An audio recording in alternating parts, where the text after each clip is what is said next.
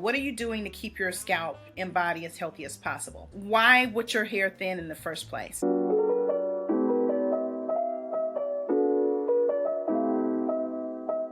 The number one reason that your hair could potentially be shedding is genetics.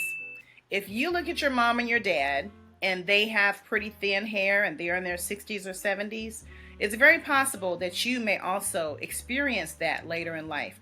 But one thing you can do, and people don't really talk about this, you want to keep your hair as healthy as it is now so that when you get to that age, you may not experience the level of shedding and the level of thinning that they will experience if you start protecting your hair early. The second thing, it could be hormonal.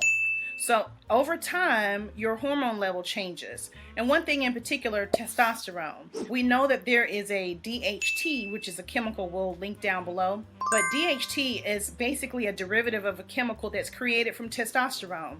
And what it does is it attaches to the scalp and to the receptors on the scalp that are supposed to be taking in nutrients and blood flow and all the good stuff that you need to make your hair grow. It blocks that. Once it blocks that, your hair strands become thinner and thinner and thinner because they're being starved from nutrients. So if you are of a certain age, say between 40 and 45, your testosterone level can definitely have an effect on your hair growth and how healthy your scalp is and how thick your hair is. The same with women. When we get to a certain age, our estrogen levels are different.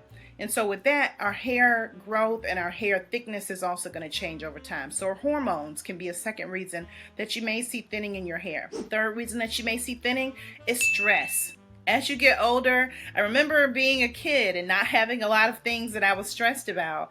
But then now as an adult, you have your children, you have your husband, you have your job, if you have businesses, you have responsibilities, you have your own care, you have care of your parents. There's so many things that we consider and that we take care of, both male and female. So the stress factor as an adult can be so high. And when you're stressed, your body really responds, sometimes by shutting down, sometimes by not giving nutrients that it needs, sometimes by having inflammation. So all of those things can lead to hair loss. So that's number 3. The last thing we'll talk about is how healthy are your habits, your eating habits? Do you exercise? Do you massage your scalp? Like, what are your lifestyle? Like, how are you in your lifestyle? What are you doing to keep your scalp and body as healthy as possible?